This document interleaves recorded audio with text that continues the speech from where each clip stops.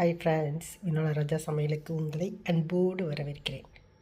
இன்றைய பொழுது இனிதாக அமைய வாழ்த்துக்கள். இன்றைக்கி நிறைய வேலை வச்சுருக்கேன். ஒன்று ஒன்றா இன்றைக்கி என்னுடைய ரொட்டீன் லைஃப் எப்படின்றது நீங்கள் பார்க்க போகிறீங்க. சமையலுக்கு போயிடலாமா? இன்றைக்கி எங்கள் ஊர் வெதர் மழை, லேசான மழை, குளிர். இன்றைக்கி மைனஸ்லாம் இல்லை, 1 டிகிரி. மத்தியானத்துக்கு ஒரு 10 டிகிரி போட்டிருக்காங்க. இருந்தாலும் வெயில் இன்னும் வரவில்லை, தூங்கிக் கொண்டு இருக்கிறார்.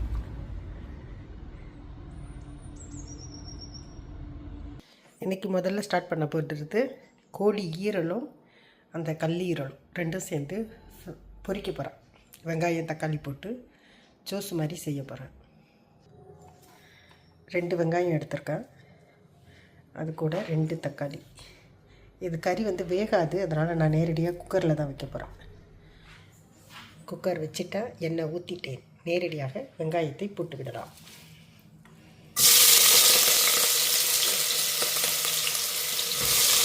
இது கொஞ்சம் சாந்தாக வர்ற மாதிரி தான் செய்ய போகிறேன். அதனால தான் நான் 2 வெங்காயம் போடுறேன். ஏன்னா வெங்காயம் வதங்கின உடனே உங்களுக்கு சின்னதாகிடும், சுருங்கிடும். இதை நல்லா வதக்கிக்கலாம். வெங்காயம் போட்டால் நல்லா வதக்கிடுச்சு. அது கூட கொஞ்சோண்டு உப்பு போட்டுருக்கேன். இது நல்லா செவக்க வதக்கிட்டு இப்போது அது கூட கொஞ்சோண்டு இஞ்சி போட்டுட்டாங்க.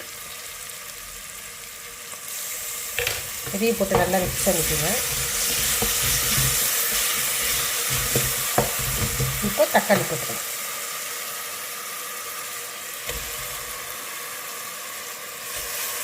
இந்த தக்காளியை போட்டு நல்லா கிண்டிட்டு திருப்பி வச்சு மூடிடுங்க. அப்படியே தக்காளி குழஞ்சிடும். கேஸும் நம்ம சர்வ் பண்ணலாம், சீக்கிரமும் ஆகிடும். இதை நான் இது வச்சு மூடியிருக்கேன். இப்படி அப்படியே குழஞ்சிருக்கு பாருங்கள். இதை நீங்கள் மத்து வச்சு கூட மசிச்சுக்கலாம். அப்படி இல்லைன்னா இதாலேயே அப்படி குட்டி விட்டு கூட செஞ்சுக்கலாம்.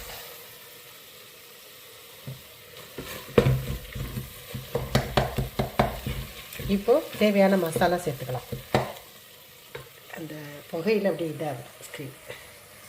இப்போ தேவையான மசாலா வெறும் மிளகாய்த்தூள், கொஞ்சோண்டு கூட்டுத்தூள், கொஞ்சோண்டு மிளகுத்தூள், கரம் மசாலா, நற்சீரகத்தூள், இதெல்லாம் சேர்க்க போகிறேன்.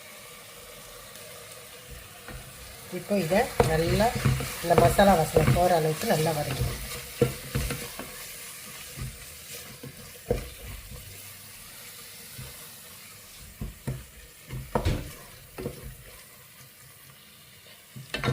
இதெல்லாம் வதங்கிடுச்சு. இந்த இது போட்டுக்கலாம். இதை போட்டு நல்லா கலக்கிக்கலாம். இது நல்லா இதில் வதக்கிக்கலாம். சிறு தீயில் இருக்குது, நான் பெரிய தீ வச்சுக்கிறேன். இது குக்கரில் வைக்கிறதுனால ஒரே ஒரு கிளாஸ் தண்ணி வச்சா போதும், அதிலே வெந்துடும். ரொம்ப தண்ணி வச்சுட்டோன்னா தண்ணி அதில் விட்டுடும். அப்புறம் அதை வேறு சுண்டு வச்சுட்டு இருக்கணும். நல்லா ஃப்ரை பண்ணிக்கலாம். இப்போ அது ஃப்ரை செய்கிறோமா? இன்றைக்கி மீன் செய்ய போகிறேன். மீன் பொரிக்க போகிறேன். இது நெய் மீனுன்னு சொல்கிறது. நம்ம ஊரில் நெய் மீன், வஞ்சர மீனுன்னு சொல்கிறீங்க இல்லையா, அந்த மாதிரி தான். இங்கே இந்த மீனோட பேர் தொராது ரொய்யல். தொராதுன்ற பேர் தொராது தான். தொராதுலேயே 2 வகை இருக்கும். ஒரு வகை இதுக்கு மேலே அப்படி கருப்பாக இருக்கும், அது தொராது, கருப்பு தொராதுன்னு சொல்லுவாங்க. அதுவே இப்படி வெள்ளையாக இருக்கும், அது பேர் தொராது ரொய்யால். இது எல்லாத்துக்குமே இந்த மீன் கம்ஃபர்டபுளாக இருக்கும். மீன் அசாது, மீன் பொரிச்ச மீன் குழம்பு, மீன் பிரியாணி செய்கிறது கூட இந்த மீன் யூஸ் பண்ணலாம். ரொம்ப சூப்பராக இருக்கும். சீக்கிரத்தில் உடையாது. மீன் நல்ல ருசியாக இருக்கும். இப்போ இதை வாங்கி இது சாப்பிட்டு எங்களுக்கு இந்த மீன் இப்போ ரொம்ப பிடிச்சி போயிடுச்சு. அதனால் இப்போ நாங்கள் இந்த மீன் தான் கார்ட்டூனாக வாங்கி வச்சுக்கிறோம்.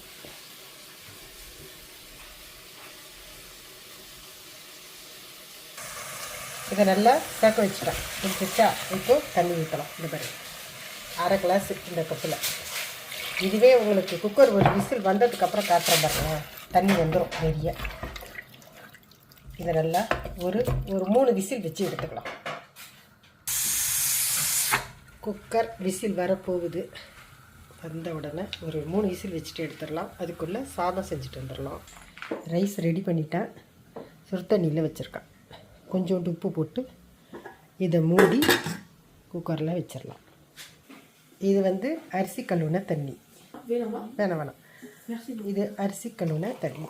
இதை கீழே ஊற்றாமல் இதை கொண்டு போய் நான் என்னோடய செடியில் ஊற்ற போகிறேன். என்னோடய மிளகா செடி பாருங்கள், நல்லா வளர்ந்துருச்சு.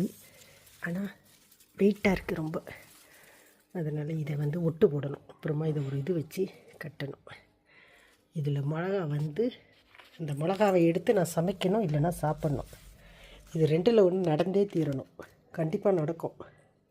இது பாருங்கள், இந்த செடி என்னோடய மணி பிளான் 2 இருந்துச்சு, எடுத்து வச்சுருந்தேன். அது இன்னும் அப்படியே துளுத்து வந்திருக்கு. இது அந்த பூச்செடி பாருங்கள். நான் மல்லிகை கண் வாங்கி வச்சுருக்கேன். இந்த மல்லிகை பட்டுடுச்சு. இது வெயில் காலத்தில் வருதா இல்லையான்னு தெரியல. சரி இருக்கட்டும்னு இருந்தோம். சரி இப்போதைக்கு கொஞ்சம் மல்லிகை கன்று வாங்கி வைக்கலான்னு வாங்கி வச்சுருக்கேன். இது எப்படி வருதுன்னு பார்ப்போம். இப்போ இதில் தான் இந்த தண்ணி ஊற்ற போகிறேன் கொஞ்சம் கொஞ்சமாக. இதுக்கு கொஞ்சம் என் மிளகாய் கண்ணுக்கு கொஞ்சம், இங்கே ஒரு மிளகாய். இந்த கனகாமரம் செடி ஆனால் பட்டுடுச்சு. இதுக்கு கொஞ்சம் தண்ணி ஊற்றுவோம், வருதான்னு பார்ப்போம்.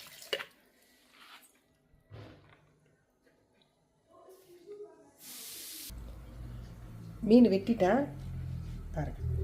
சின்ன குட்டி குட்டி பீஸாக போட்டிருக்கேன். இப்போ இது கூட மசாலா வந்து வெறும் மிளகாய்த்தூள், உப்புத்தூள், கரம் மசாலா, அப்புறம் வந்து எலுமிச்சை சாறு கொஞ்சோண்டு.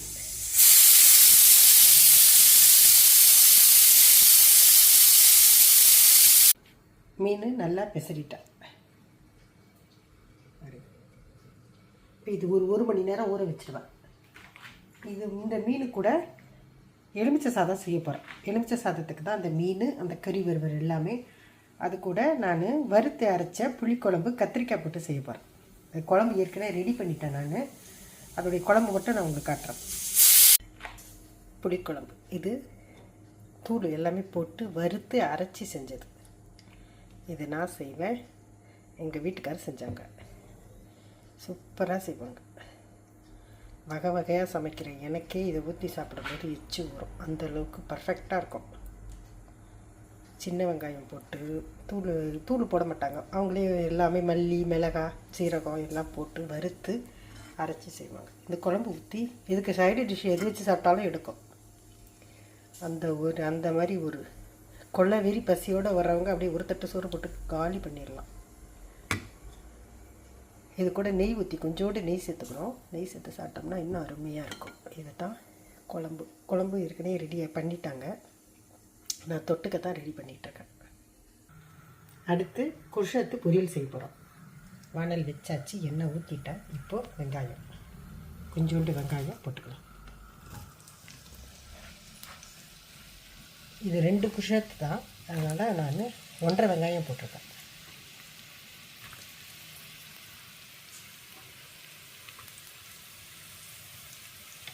இதை வதக்கிக்க வேண்டியதான்.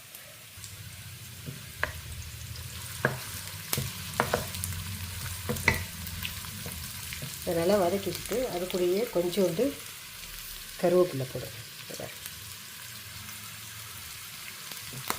வதக்கும் போது போட்டிங்கன்னா நல்ல வாசனையாக இருக்கும். அதை கருவேப்பிலை நேரடியாக போடாமல் கருவேப்பிலையை கட் பண்ணி போட்டுருக்கேன். அப்போ வாசனை இன்னும் அதிகமாக இருக்கும்.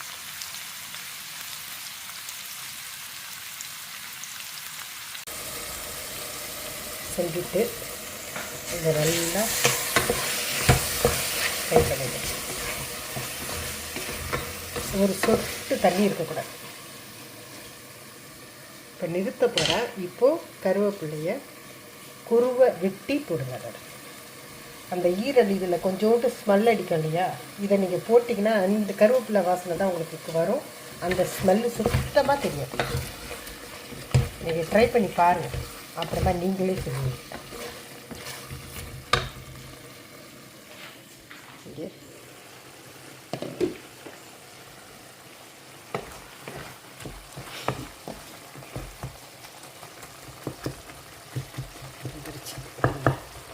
சும்மா சொட்டு தண்ணி ஊற்றினா போதும் இதில் மட்டும். இது நான் தண்ணி ஊற்றிருக்க மாட்டேன், ஆனால் இதில் தேங்காய் பால் சேர்க்க போகிறேன் கொஞ்சோண்டு. அதுக்கு கொஞ்சம் தண்ணி ஊற்றினா தான் அதுவும் இதுவும் சேர்ந்து நல்லாயிருக்கும், நம்ம சாதத்தில் போட்டு சாப்பிட்றதுக்கும் குழவாக இருக்கும். அடுத்து உருளைக்கிழங்கு பொரிக்க போகிறேன். அதுக்கு வானல் வச்சுட்டேன், கொஞ்சோண்டு எண்ணெய் ஊற்றிக்கலாம். உருளைக்கிழங்கு மாஸ்டர் உருளைக்கிழங்கு சீவி கட் பண்ணிகிட்ருக்கார், வெட்டிக்கிட்டு இருக்கார். என் பையன்தான். இப்போ பிள்ளைங்களுக்கெல்லாம் இங்கே ஹாலிடேஸ், ஸ்கூலுக்கு போய்ட்டு வந்தாலே அவங்களாம் அதிகமாக ஒர்க் பண்ணுவாங்க, என் கூட சேர்ந்து உதவி செய்வாங்க. இப்போ லீவு நாள்னா கேட்க பாபினும் பிச்சு உதறாங்க. இது என்னன்னு உங்களுக்கு சொல்கிறேன் பாருங்கள். இது வந்து தயிர். இந்தியாவிலேருந்து ஒருத்தவங்க வந்திருந்தாங்க, அவங்க தயிர் எடுத்துகிட்டு வந்திருந்தாங்க, இந்தியா தயிர் உரம் ஊற்றுறது. அதை இங்கே பால் காய்ச்சி ஊற்றிருக்கேன். இந்த ஊர் கிளைமேட்டுக்கு இந்த தயிர் வருதா இல்லையான்னு எனக்கு தெரியணும். இப்போ பிப்ரவரி மாதத்தில் இங்கே ரொம்ப குளிராக தானே இருக்குது, ஆனால் புளிக்குமான்னு தெரியல. வெயில் காலத்தில் ஊற்றிருந்தால் புளிச்சிருக்கோம். சரி ட்ரை பண்ணுவோமே அப்படின்னு சொல்லி பால் காய்ச்சி ஊற்றிருக்கிறேன். இதோடைய ரிசல்ட்டு நாளைக்கு தான் தெரியும், நான் என்னன்றது உங்களுக்கு சொல்கிறேன்.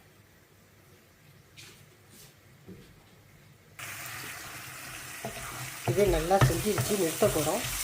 இதை சிம்மில் வச்சுக்கலாம். நிறுத்தத்துக்கு முன்னாடி தேங்காய் பால் ஊற்றணும். அதுக்குள்ளே இது எண்ணெய் காஞ்சிடுச்சு. உருளைக்கிழங்கு நான் பொடியாக கட் பண்ணிவிட்டு இதில் வெறும் மிளகாய்த்தூள், கரம் மசாலா தூள், நற்சீரகத்தூள், கொஞ்சோண்டு மஞ்சத்தூள், உப்பு போட்டு நல்லா மிக்ஸ் பண்ணி வச்சுட்டேன். இப்போ இதை நேரடியாக இதில் போட்டுடலாம். இதை போட்டு நல்லா மிக்ஸ் பண்ணி வேண்டாம். இது நம்ம தண்ணியெலாம் ஊற்ற மாட்டோம், உருளைக்கிழங்கு ஃப்ரை மாதிரி தான், அப்படியே மொறுன்னு செய்ய போகிறோம். இதை வந்து நம்ம எலுமிச்சை சாதத்துக்கு வச்சு சாப்பிட்லாம், இப்போ இந்த கார குழம்புக்கு வச்சு சாப்பிட்லாம், அருமையாக இருக்கும். இதில் தேங்காய் பால் ஊற்றிட்டேன், அடுப்பு ஏற்றிடலாம். அந்த சூட்லேயே அந்த தேங்காய் பால் இதாகிடும். இந்த குழத்து செய்யும்போது மட்டும் நீங்கள் தேங்காய் பால் புழிஞ்சி ஊற்றுங்க, இல்லை தேங்காய் பால் டின்னில் இருந்தாலும் அதில் ஊற்றி செஞ்சு பாருங்களேன். இது சாதத்தில் அப்படியே போட்டே சாப்பிட்லாம், சூப்பராக இருக்கும். இது வந்து கருவேப்பிலை, இப்போ காட்டினேன்ல கறிவேப்பிலையை நல்லா ஒரு பெரிய யானத்தில் போட்டு அப்படியே ஃப்ரை பண்ணிக்கணும். அப்படியே நம்ம அப்படி உதுக்கும் போது அப்படியே தூளாக கொட்டணும், அப்பளம் மாதிரி. அந்த மாதிரி இப்போ இதுக்குள்ளே நல்லா வதக்கி அதை ஆற வச்சு இந்த மாதிரி பொடி பண்ணிக்கணும். இந்த மாதிரி ஒன்று ரெண்டுமாக இருந்தால் பரவாயில்ல, ரொம்ப மாவு மாதிரி ஆகணும்னு அவசியம் இல்லை. இந்த மாதிரி செஞ்சு இதை நல்லா ஆற வச்சுருங்க. ஆற வச்சு இதை அப்புறமா டப்பாவில் போட்டு வச்சுக்கிட்டோன்னா நம்ம பொரியல் செய்யும் போது இதை கொஞ்சோண்டு இந்த அளவுக்கு இதை எடுத்து நம்ம அப்படியே தூவிக்கலாம். தூவி சாப்பிடும்போது இன்னும் சூப்பராக இருக்கும்.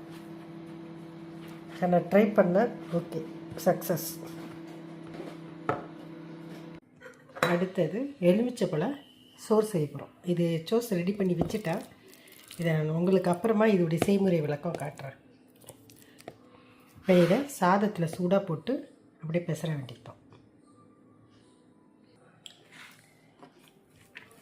இதை எவ்வளோ சூடாக சாதம் இருக்குதோ அவ்வளோ சூடாக அந்த திக்காக இருக்கு இல்லையா உங்களுக்கு அந்த சோஸு, அதனால் சாதம் நல்லா சூடாக வச்சு இதை கிண்டினீங்கன்னா நல்லா அதோட சாதத்தோடு அந்த சோஸ் நல்லா ஒட்டி வந்துடும். இதுதான் எலுமிச்சை சாதம். இது ஒரு மெத்தட். இதோடைய செய்முறை விளக்கம் நான் அப்புறம் உங்களுக்கு போடுறேன். இன்றைய பொழுது சமையல் எல்லாம் எனக்கு நிறைவடைந்தது. ஆனால் எங்கள் ஊரில் பாருங்கள், இன்னும் வெயிலும் வரல, ஒன்றும் வரல. மத்தியானம் 1:30 மணி ஆகிட்டு. கிளைமேட் இப்படி தான் இருக்குது.